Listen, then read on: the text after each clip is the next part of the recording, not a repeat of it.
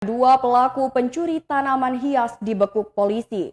Dua warga asal Batanghari, Nuban, Lampung Timur dibekuk oleh Polsek Batanghari karena kedapatan mencuri bunga hias aglonema.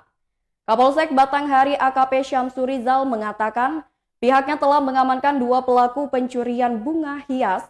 Dua orang warga dibekuk petugas kepolisian Polsek Batanghari, Kabupaten Lampung Timur karena diduga terlibat dalam aksi pencurian bunga hias. Inisial para tersangka yakni AF berusia 21 tahun dan DS berusia 29 tahun yang merupakan warga Kecamatan Batanghari, Nuban. Berdasarkan data pihak kepolisian, para tersangka diduga mengawali aksi kejahatannya dengan cara merusak pagar. Kemudian kedua tersangka mengambil puluhan tanaman atau bunga hias jenis aglonema dari tempat korban di kawasan Desa Bumi Mas, Kecamatan Batanghari pada Minggu 5 Desember 2021 lalu.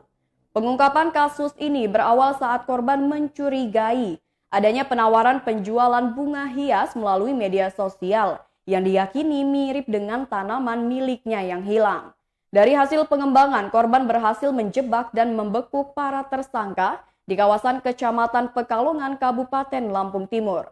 Perkiraan kerugian atas kejadian ini berkisar antara 30 juta rupiah.